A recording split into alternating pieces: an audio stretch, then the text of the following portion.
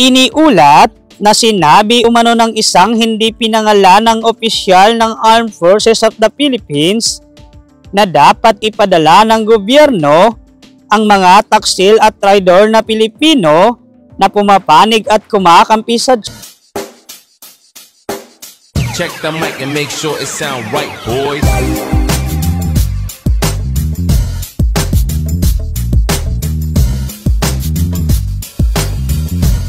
Iniulat na sinabi umano ng isang hindi pinangalanang opisyal ng Armed Forces of the Philippines na dapat umanong ipadala ng gobyerno ang mga taksil at traidor na Pilipino na pumapanig at kumakampi sa China. Sinabi ng opisyal na hindi umano katanggap-tanggap ang ilang mga pahayag ng mga kababayan nating Pilipino sa social media dahil imbis na magpahayag sila ng suporta sa Philippine military, mas pinapaboran pa umano ng ilang mga Pinoy ang China. Ito matapos pumalag ang Philippine Coast Guard sa ilang mga Pilipino na di umano'y ipinagtanggol ang ginawang agresibong aksyon ng China sa West Philippine Sea at sinabi na itinuturing ng Philippine Coast Guard ang mga ito na traidor at hindi makabayan. Sinabi ng tagapagsalita ng Philippine Coast Guard para sa West Philippine Sea na si Commodore J. Tarela sa isang pahayag na kung ikaw ay Pilipino, nasa gobyerno man o pribadong sektor, anuman ang iyong politika, ang paggawa ng mga dahilan tungkol sa agresibong pag-uugali ng China ay dapat ituring na hindi makabayan at isang taksil sa Pilipinas. Iniulat naman ito ilang araw matapos binomba ng Chinese Coast Guard ng water cannon at agresibong hinarang ang isang Philippine vessel na nagsasagawa sana ng resupply mission sa BRP Sierra Madre sa Ayungin Shoal. Sinabi ni Tarela ng freedom of speech ay hindi dapat gamitin sa maling paraan upang bigyang katuwiran ang mga hindi makabayang aksyon sa pamamagitan ng pagiging isang mouthpiece ng komunistang bansa.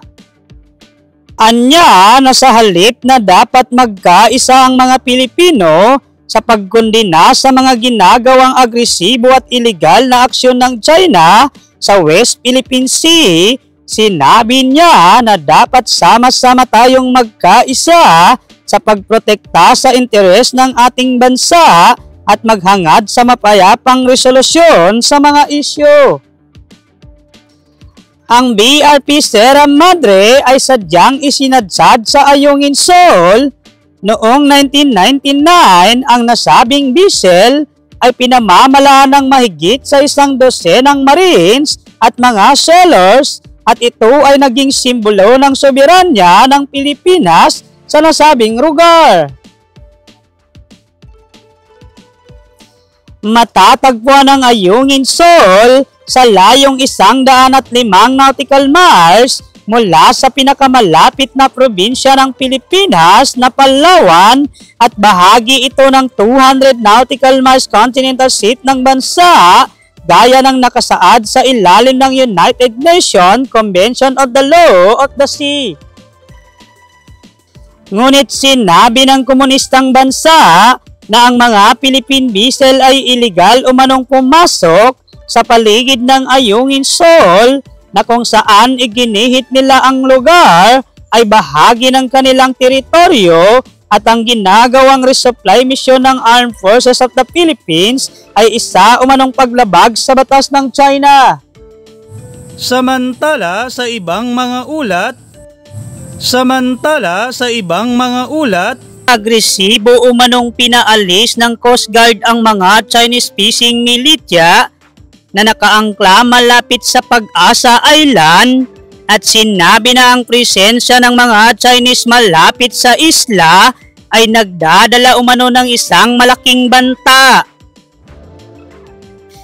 Sinabi sa pahayag ng Coast Guard na ilang araw na umanong nananatili ang mga Chinese militia vessel malapit sa Pag-asa Island na kung saan ay nakikita nila ito na isang malaking banta sa seguridad ng nasabing isla. Araw-araw din umanong binabaliwala ng Chinese militia ang request ng mga tauhan ng Coast Guard na umalis ang mga ito sa lugar, kaya nagdesisyon sila na pwersang paalisin ang mga barko ng China. Tumanggi naman magbigay ng pahayag ang embahada ng China tungkol sa ginagawang aksyon ng mga tauhan ng Coast Guard, ngunit sinabi ng mga eksperto na hindi pa rin titigil ang komunistang bansa sa pagpapadala ng mga barko sa lugar. Iniulat naman ito matapos sinabi ng Philippine Navy na dineploy nila ang isa sa mga pinaka-advance na barkong pandigma nito na BRP Antonio Luna upang magpatrolya at bantayan ang Philippine Rice. Ang acting commanding officer ng BRP Antonio Luna na si Commodore Jem Ares Alagaw ay nagsabi ng barko ay magpapalakas sa presensya ng Navy sa Philippine Rice na kung saan ay mayroong lawak na 13 milyong istorya na matatagpuan sa silangang bahagi ng Luzon.